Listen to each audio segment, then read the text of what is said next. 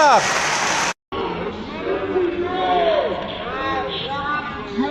In high-stakes hearings, arguments usually follow a familiar pattern: broad claims, emotional appeals, competing narratives about what people are seeing and feeling. But every now and then, the conversation shifts, not because someone raises their voice, but because someone asks a question that can't be answered with rhetoric. Because when a debate moves from perception to numbers, the standard changes.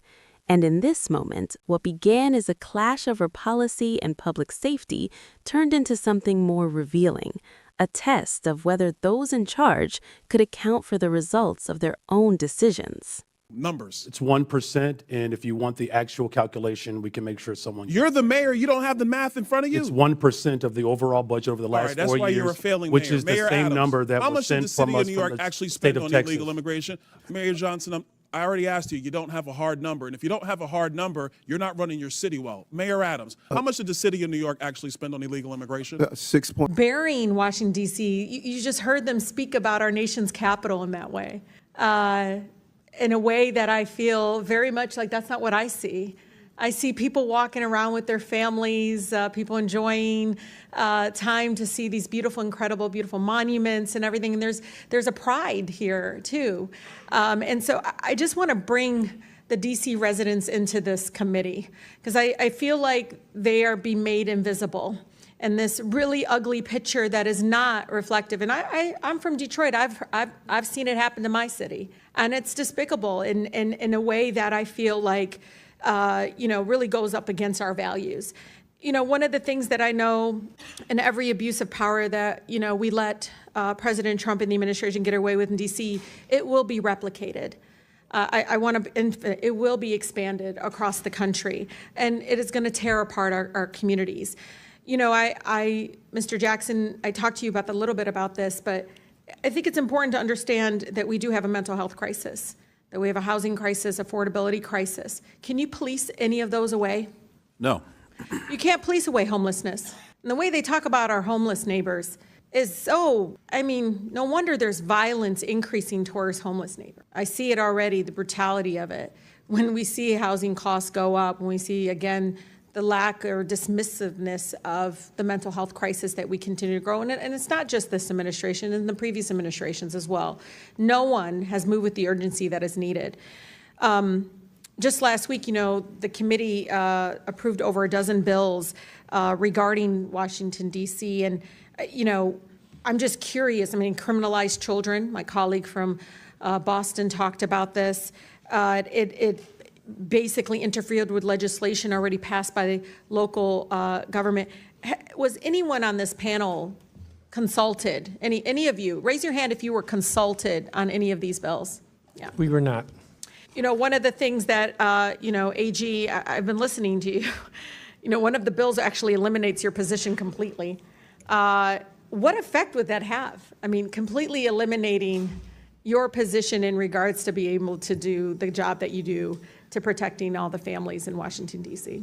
We'll start with the fact that more than 70% of the residents of the District of Columbia overwhelmingly voted for having an independent elected attorney general. That's right. And that's a recognition of the fact that when an attorney general is directly accountable to the people, directly responsive to the people, we are much better at doing our job in terms of addressing housing affordability and conditions in slumlords, seniors and consumers who are being scammed, addressing the issues that are most important to D.C. residents, because I am accountable to them. I read wage theft is an issue, workplace discrimination. There's a number of issues that need to be addressed, and they're not going to address that.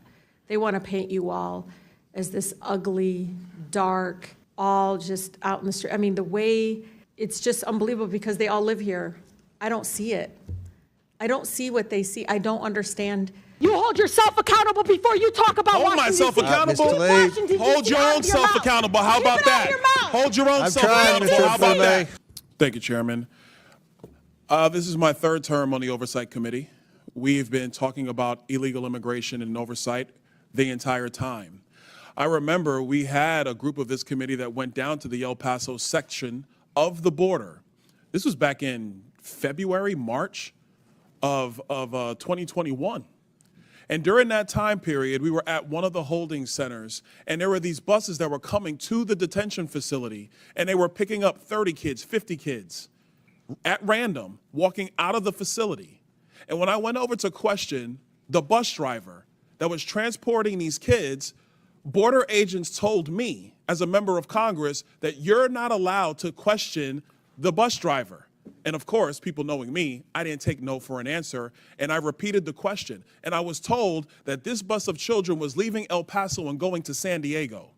And so what was occurring under the Biden administration is that they were busing unaccompanied minors all across the United States for one reason and one reason only. And that was because they did not want the press to see the pictures of kids in cages. They did not want to see our borders being overrun. They wanted to disperse that problem all through the United States. That is the reckless history of illegal immigration under Joe Biden and the Democrat Party. Mayor Johnston of Denver, you lamented earlier that there were 10 to 11 buses coming per day to your city. Did you ever talk to Joe Biden about why this was happening to your community? Thank you, Congressman. I both reached out to Governor Abbott from Texas. He didn't respond, and I did. Why would you reach out to Governor Abbott of Texas when it is Joe Biden, the former commander-in-chief, that opened up our borders? Why didn't you talk to him? Well, our buses directly were being sent from Governor Abbott in Texas, so that was why we reached out to say we're happy to collaborate on a coordinated entry system. We understand no one state or no one city should bear the entire brunt of this, but let's collaborate. But I did. So I'm glad you said that, because that brings me to my next point.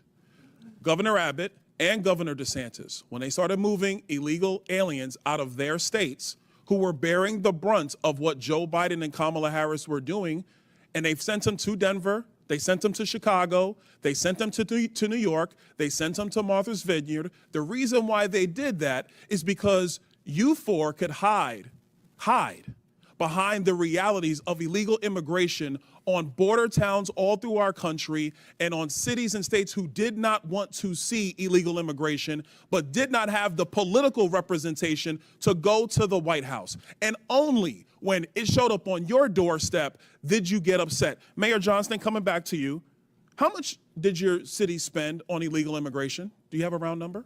Over the last couple of years on all newcomers, whatever their status was, it's around $79 million since 2022. $79 million. Mayor Johnson, Chicago. How much has the city of Chicago spent on illegal immigration?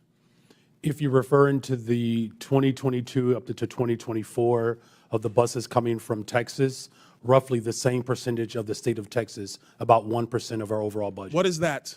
Because I don't have the city's budget in front of me. Numbers. It's 1%, and if you want the actual calculation, we can make sure someone. You're the mayor. You don't have the math in front of you. It's 1% of the overall budget over the last 4 years. That's why you're a failing which mayor. is Mayor the same Adams, number that how was much sent did the city from us of New York actually spend on illegal immigration? Mayor Johnson, I already asked you. You don't have a hard number, and if you don't have a hard number, you're not running your city well. Mayor Adams, how much did the city of New York actually spend on illegal immigration? $6.9 billion of taxpayers' dollars. $6.9 billion of taxpayer money on a problem that was fostered on the American people. Mayor Wu, in the city of Boston, how much did you spend? We don't ask about immigration status and delivering city You don't services, ask so about we how don't much have money that the city of Boston has spent on illegal immigration? We Are you don't out of your distinguish mind? between immigration status. Do you as manage part your of our budget city or not, policies. Mayor Wu? That is how we keep Mayor our city Wu, safe. do you manage we your have budget or the not? numbers to prove it. I manage my budget. I have a AAA bond rating dating back 10 years. So to the city of Boston, budget. just understand that your mayor does not care how much of your resources she has spent on people who are not citizens The city of of Boston the city of is Boston. sick of having I'm reclaiming people my outside time. Boston Mr. telling Bear, us what Mr. we Bear, I have need. a question for you, because I understand Cato's perspective when it comes to illegal immigration. I understand that the Cato Institute for a long time has had a standard of actually having open immigration into the United States. Generally speaking, I don't want to get into specifics. We support legal immigration. We want immigration to be legal. So let me ask you this question, because one of the great libertarians of the modern era, Milton Friedman, famously said, you can either have open borders or a welfare state, but you have to choose. Mr. Beer, what do you choose? Milton Friedman said he wanted to allow illegal immigration to continue. I disagree with Milton Friedman's position on that. We should have legal immigration and build a wall around the welfare state, not around the country. That's in the best interest of taxpayers. And I would argue that under the current system where you have sanctuary cities popping up, it is not possible to build that wall. So America has to choose. Mr. Beer, you're done. This moment wasn't defined by volume or conflict. It was defined by a simple expectation that those who make decisions can explain them clearly. Because in the end, accountability isn't about who speaks the most. It's about who can answer the question when it matters most.